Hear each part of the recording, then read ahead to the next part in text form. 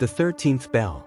Every night at exactly 3 a.m., the bell in the town's old church tower rang. No one rang it. The church had been abandoned for over 40 years. It leaned slightly, the stones flaking with age, the windows boarded up from the inside. Ivy clung to its spine like a second skeleton. The bell rope had long since rotted and snapped, and the staircase to the belfry had collapsed during a thunderstorm decades ago. No one could reach the bell. No one tried. Yet the bell tolled. 13 times. Every night. Precisely at 3. Locals called it the 13th Bell. They spoke of it in hushed tones, often in the past tense, as if referring to a person long dead.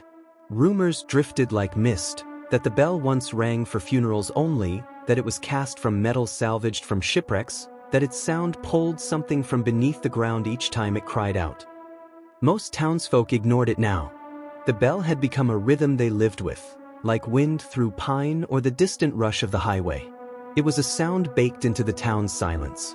But those who returned after many years, those who had left and forgotten, always noticed. They paused. They listened. And something within them shifted.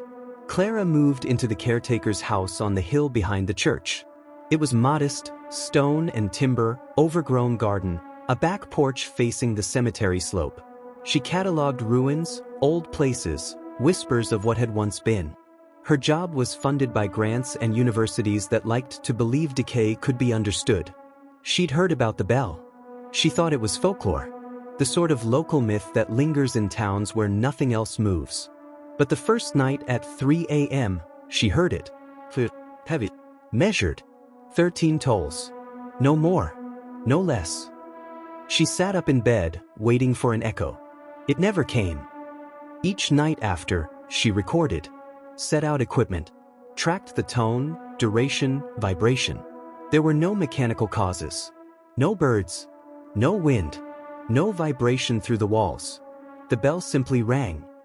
By the 7th night, Clara noticed the bell's tone had changed slightly, lower, as though something inside the tower had thickened. She walked the perimeter of the church by flashlight. The locked gate creaked when she leaned against it. Vines had spread across the side of the structure like veins. Her flashlight flickered when pointed toward the belfry. The bell sat there in shadow, unmoving, watching. She documented soil samples from the cemetery slope. Beneath the bell tower, the ground had darkened. The earth was warm, not sun-warm, blood-warm. When she pressed her hand to it, she felt a vibration, not from above, but beneath. A heartbeat buried in earth. Gravestones had shifted. One that she had catalogued on her second day, worn granite with only a first name, now bore a surname. Another had vanished entirely. A small angel statue sat in its place, freshly mossed. By the 12th night, the bell rang at 2:54 a.m. Just once. Not from above, but from beneath the floorboards of her bedroom. She woke gasping. Her feet were damp. The floor below her bed was slick and dark, as though something had seeped up.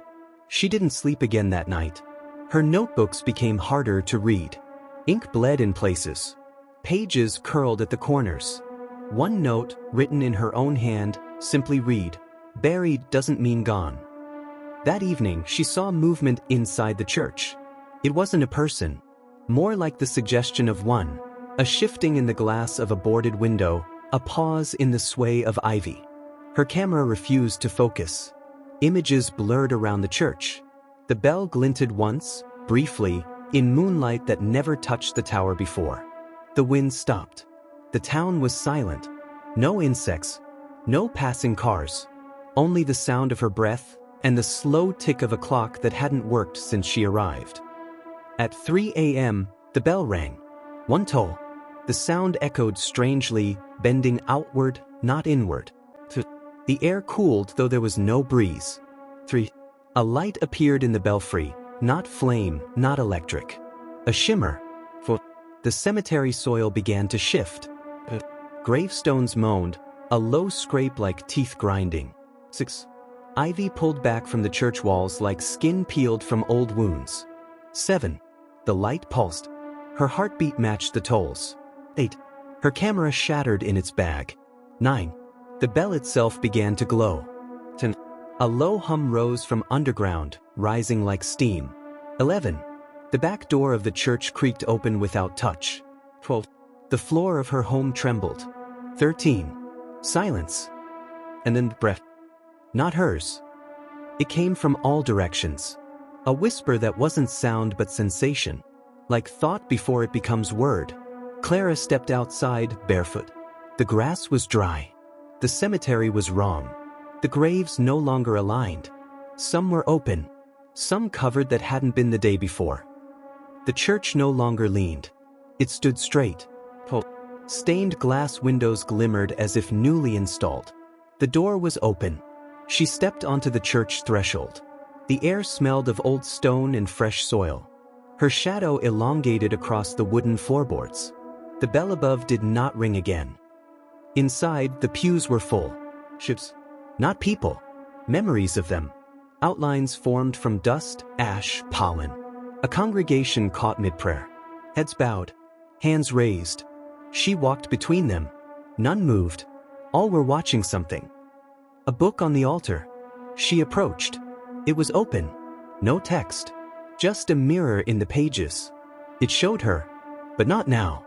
A version seated in one of the pews, unmoving, watching. She looked up. The bell rope hung intact from the ceiling. She reached for it. The next morning, the town awoke to find the church fully restored. Wood polished, glass unbroken, doors open wide. But the caretaker's house was empty. Her clothes still hung. Her keys sat on the table. Her car unlocked, untouched. No one could find her notebooks.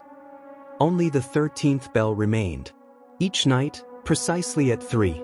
And now, those who listen closely claim they can hear the echo in their own walls. In their sleep. In their breath. The bell rings. It always rings. And someone always hears it first.